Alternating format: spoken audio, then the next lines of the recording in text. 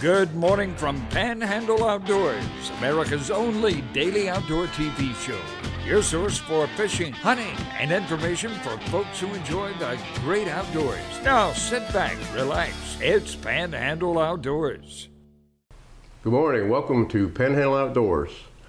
I'm glad you're here with us this morning. This Tuesday morning. I hope y'all got some good rain yesterday, and it's much needed rain. Our food plots needed it. Our water table needed it. And so with that, we'll get to our weather. Our weather's brought to us by Gulf Coast Air Conditioning. The high today should be 75. Low tonight should be around 60. Our Gulf water temp is brought to us by Maranta Copy Company. At the Gulf, at the pier, it should be 77 degrees. Our river readings are brought to us by Panama City Coca-Cola. The Apalachicola River at Bluntstown is 1.7. The Choctawhatchee River at Caryville is 1.3. And both of these should be rising, and they should be Caryville should be between 2 and 3 feet in the next day or so. Our tides are brought to us by Kent Forest Lawn Funeral Home. Low today is at 12:48 p.m. and the high is at midnight, actually, 30 minutes after midnight. Marine forecast today, our winds are 10 to 15, seas are 3 feet, inland waters a moderate chop. With that, I've got a special guest coming in, and hopefully we'll keep you entertained for the next few minutes. Welcome back. I forgot to mention, I'm Ken Paramore, by the way. Been on here before, but usually not as the host. I wanted to introduce my co-host this morning, which most of you all know as well, is Mr. Steve Rogers. And it's been a while since we've both been on here. Mr. Paramore. I have been on here since July, and I guess it's been quite a while for you. Been a while. Welcome back. And what I thought we'd talk about to start with is, of course, what we've been doing in the last, well, you in the last year and me in the last couple of months. I was busy with the National Wild Turkey Federation banquet, which we talk about in a minute, which I was grateful to have your help to help me this year and the last couple of years. But anyway, tell us what you've been up to lately. Well, like I said, I helped you a lot with with the turkey banquet, and just been trying to do some camping with the family and my wife and some friends, and a little bit of fishing where I could. And I was going to say, have you done any fishing? A little bit. That's all I can. Chasing after grandkids. So. That's all I can attest to is just a little bit. Yeah, a little bit. But what have you caught? Catfish? About my usual, not much.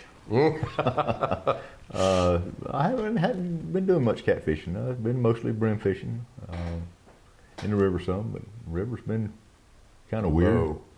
Low, weird, right? Yeah. It's either in the treetops or dust. So between the two, you have to pick when you can get in there. Well, you know, we had that rain yesterday, so who knows what it's going to do to it. Yeah, but it'll muddy it up some. So. They said it wasn't going to affect the drought condition that much. It'll help, obviously, but they say it's not going to be a drought buster. So hopefully, it'll green the flowers and grass. The food plots are the biggest thing right now. Everybody's worried about. Right. I know in our leases we've already planted, and some of us tried to come up and couldn't, and so you don't never know what they're going to end up being like. But I had a fishing trip. I was able to go with my wife and my son and my daughter-in-law at the end of September, and we had a really good day. Oh, good. We were down off of Pier Park. Yeah. About, 15 miles from the pass, I guess it was. It was finally a good day for weather, and we had 2 of the biggest Spanish mackerel that I think I've ever stuck in a boat. Ooh. We thought they were kingfish. We thought they were undersized kingfish, but they were Spanish. Had 3 legal red grouper. We had our limit, or one shy of our limit, a red snapper. I caught a scamp. We lost a big kingfish at the boat. Had a banner day. We caught a bunch of bonita and released them. So yeah, with my snapper season, snapper opened in June, and then the weather was so-so. I couldn't go like I wanted to, and then when July came, my trolling motor broke. And I went twice trying to fish like we used to and try to hold on to spots. If it's just me and my wife, That's hard to do. One's got to drive the boat and the other's got to drop the line. So it took 3 weeks to get the trolling motor fixed. So then we're into early August, and snapper closed. And it was hot as the dickens. Oh, yeah. As you know, in August. Yeah, it's been hot. So we finally got a chance to go on the, there's 3-day weekends now until the end of the year for the snapper. So I don't like to fish on weekends, so. Too many people. Yeah, and boat ramps are. So now we got Friday, Saturday, Sunday, so I try to go on a Friday. Well, this was a Friday, and finally got to go and have a decent day. And I haven't fished with my son in probably 7 years. Well, he's down south, isn't he? Yeah, and they haven't. When they come back, it's usually during the holidays, and we're not fishing much then, so we're usually hunting. So that was fun, and we got to put some fish in the boat, and well, that's good. So it was a good time. Your fishing endeavors have been better than mine then. Well, I haven't had a chance to go freshwater fishing at all, and now's the time of year, obviously, to get some of that done. But between your scheduling and getting prepped for hunting season, and that's right, and weather, I love this time of year, but I hate this time of year because it's like Coach says, this is a great time to fish. But then you're getting prepped, and well, bow season has already begun. So you're Saturday. You're trying to get into hunting and get that done, but you still want, man, I need to go fishing. So what do you do? And like I say, I hope all the bow hunters that got started Saturday had a successful weekend. I've seen a few pictures on Facebook of some deer here and there, but the weather was pretty decent for it. The mornings have been nice. So. I got a report from a friend of mine who was not successful. He did miss one, and he was very disheartened about that. So, well, it's better to miss than to lose one. Well, especially with bow hunting. Yeah. Especially with bow hunting. That's right. So anyway, we got a lot of things to talk about in a few minutes. So I'm going to try to get into some of this red tide that we've been having. We're going to a little bit about our deer season. Winston brought up a topic the other day that we're going to continue, and it's about some history. Believe it or not, some old boat paddles, and we both had an old one stashed away, and we're going to bring them out for you in a minute and talk about some old sculling boat paddles. And with that, we'll be right back.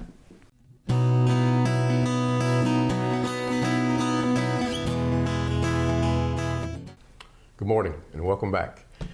The other day we were watching the show. Steve and I were both watching the show, and Winston had some old paddles he was talking about with from back in the day that were used for sculling, and that little replica Carter craft. And so we got to talking, trying to get prepared for the show this morning, and decided, well, I got one of those, and I said, well, I think I got one of those, but I don't. That's right. I don't know if I do have one of those. So anyway, let's talk about your paddle for a few minutes. Well, this is one that belonged to my granddad. Can we get it all in here? Age on it, I couldn't tell you. I would be probably somewhere around 75, 80 years old, maybe. You probably can't tell it from the picture or the video, but this thing is worn. Yeah. It's worn out from being in the sculling notch. Sculling notch. Yeah. And the last person I saw do sculling was Scott Lindsay. Oh yeah, I went fishing. He could scull good. I went fishing with him, and he was good at that sculling. But anyway, that was one of the first things. Once I learned how to hold the paddle, my dad said, "Come here," sat me on the back of the boat. Put your hand on the paddle. He put his hand on top of mine, and he went to sculling. And after about 10 minutes, he took his hand off. And from that day on, until we got trolling motors, this old boy's fishing was over, because I was always sculling my dad or my granddad around then. With that paddle was one of them, but it's crazy. That's other paddles as well. But, what's cool about it, let me see the thing again a second. Even after I got a boat. What's cool about it is this handle on the end. Even though it's got the skull and the notch, but that's where his hand was at. Yeah. And yours. And mine, and my dad's, I'm sure. and my uncles, yeah. But even after I got a boat, I sculled for many years before I finally got a trolling motor. And how old would you think that is? I would say this paddle is probably 75 to 80 years old. My granddad was 100 when he passed, and he's been gone about 15 years. So Crazy.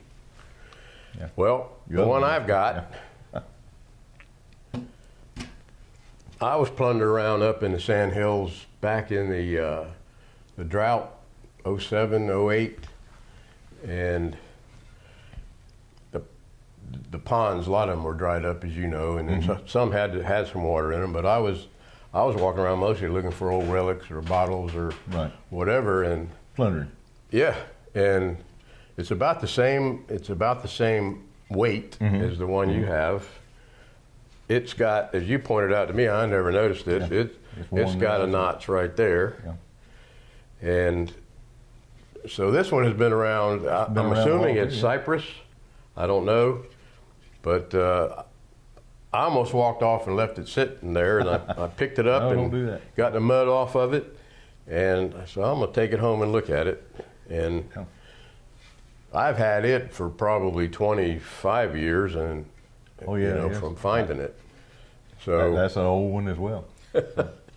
So anyway, we thought we'd add to Winston's history lesson for the day. History lesson on sculling paddles and old boat paddles from back in the day, which is pretty cool when you think about it. When you mentioned, and he talked about the Cartercraft the other day, I just remembered I had an old Cartercraft boat for a while as well. Really? Yeah. I remember those old wooden ones that they used to rent, like up there at Mr. Carter's place. Yeah. They were, they had to leave them in the water because of the. I'll have to do a little more research on that, but some of those boats were built by Mr. Brown out of Chipley. My granddad used to work some for Mr. Carter in his lakes there. Yeah, and he charged people like 50 cents to go fishing or $1 or something. Yeah. My dad and one of my uncles actually worked as guides, I guess you could call them. Some of the doctors and whatnot would come down from up north and go to Mr. Carter's lakes, and my dad would scull them around and let them fish. I've got a Old Florida Wildlife magazine at home that has an article in it.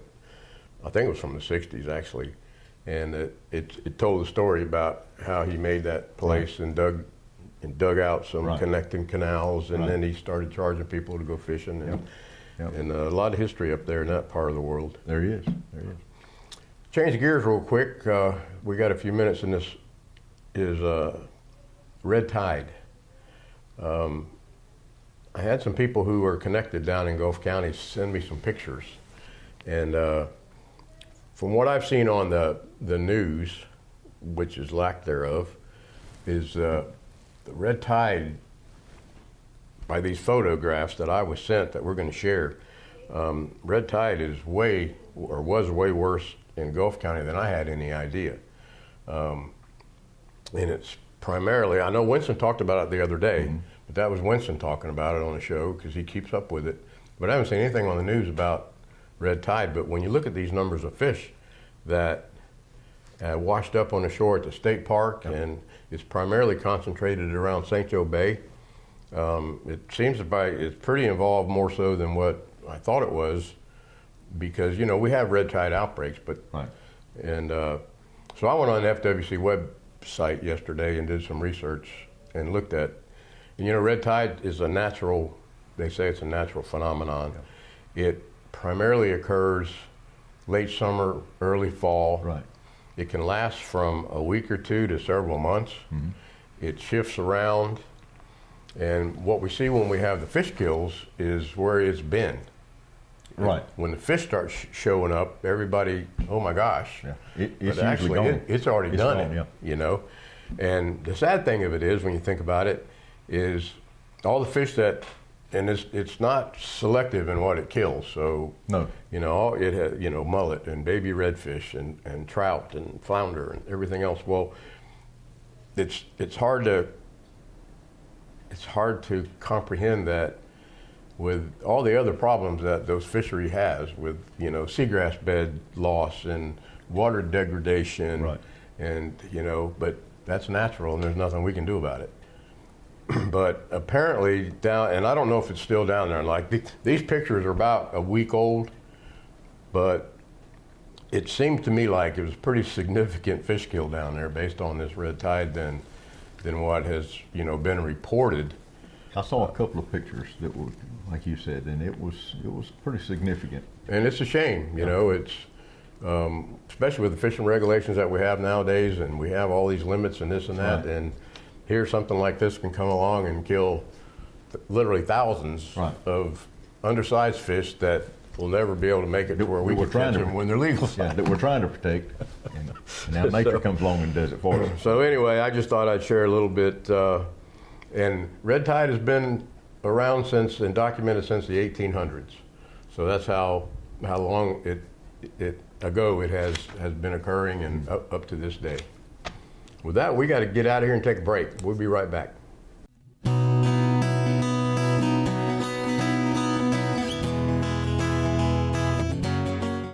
Well, welcome back. Final segment is here, and we're going to be talking about the National Wild Turkey Federation banquet that we had back in August. Mm-hmm.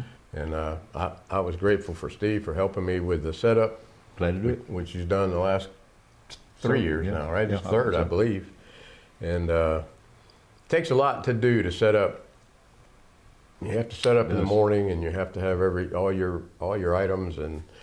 But Steve was instrumental in helping me out. We got to load it, unload it, unbox it, construct it, set it up, construct it, and I got a few other helpers too. But our banquet was a good banquet. We, I guess, how many people do you think we had? I say 150. Yeah, that's about what I was going to say. 140, 150, somewhere along there. I know I paid for 150 meals, and we did have some food left over. So, and we didn't. It wasn't as good a banquet as the 10th anniversary banquet that we had, as far as money, but it was. But we pushed that one a lot. We had a lot more people in the room that were going to help us out, Right. and but the numbers were a little bit down, but they were still good numbers. Good. Yeah. I think overall, after all the bills were paid, we have to pay the venue, the food. We have to pay for all the items that we sell. Mm-hmm. Big shout out to Eric Cleveland there at Alamo Pond for handling our guns.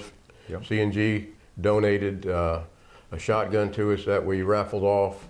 So it was a real good night. I think after it was said and done, we netted around $26,000 to $28,000 that we sent to, which will be kicked back to the state of Florida. Right. It's a prorated deal where they kick back, even though the monies it goes to national, they kick the monies back to the state. So it kind of works, and then that money is put back into Habitat in the state of Florida. Right. So that's how that works. So it was a good night. It was a good night. Everybody had a good time. That was our 11th, and we had a couple years we couldn't do it because of COVID, but it was a pretty good banquet. So hopefully, as long as I can keep doing them, we'll be back at it next August, I think. We'll prop you up. Good. I appreciate it. Hey, before we get out of here, we got a few minutes left. Bear season is coming up, and everybody knows how controversial the bear season between the commission meetings and the anti-hunting environment, right. And I did some research on that yesterday as well, and it looks like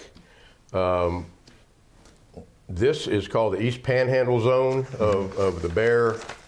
There's like 3 to 5 regions of, and it looks like that this region got the most bear tags.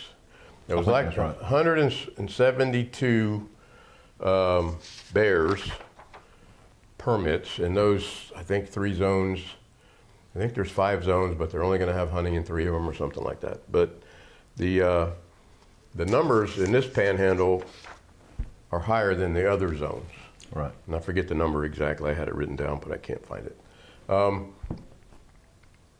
But I'm not sure how many. There was over 160,000 applications that were submitted to FWC for permits.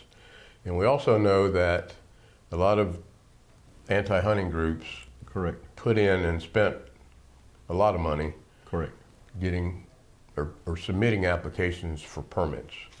So I don't know, or we don't know, who is going to be the hunters that got them and who are going to be non-hunters that got them that just are going to sit on them. And so, but either way, they're going to have a bear hunt and the quotas are set. And I did read that you're not allowed to bait them. The only way you can take them over bait is if they're at an established feeding station that you have set up for deer Right. and or hogs. You cannot bait with any processed foods. It has to be your game feeding stations that you would be normally used for your deer hunters or your deer hunting. So you couldn't bring in donuts and all the processed Right. foods that people bait with in other states. They can't hunt them with dogs, is what I read. They can't take a bear under 100 pounds, and they can't take a bear with cubs. So with all that said, out of 160,000 people who put in for it, I was going to put in for one, but then I found out they're non-transferable. I didn't care about hunting a bear, Right. but I figured, well, if I could get drawn, I would give it to a bear hunter Right. and transfer it, but they're not transferable. Right. So, but out of the 160, there's going to be 172 quotas, bear hunt quotas issued, tags issued, and they have to call in, and there's a whole process with it. But hopefully, because it is a means of controlling the population of Right. And bears. hopefully they'll be successful, the ones that did get a tag. Yeah. So, without the antis, who knows how many they got. So, with that, I guess it's about time we need to get out of here. Yep. Out of time. Thank Enjoy you. it. Thank you. Y'all have a God good bless. day and do something good for everybody. Thanks for watching America's only daily outdoor TV show, Panhandle Outdoors with Winston Chester, featuring hunting, fishing, and other activities and information to help you enjoy the great outdoors. Join us next time for Panhandle Outdoors.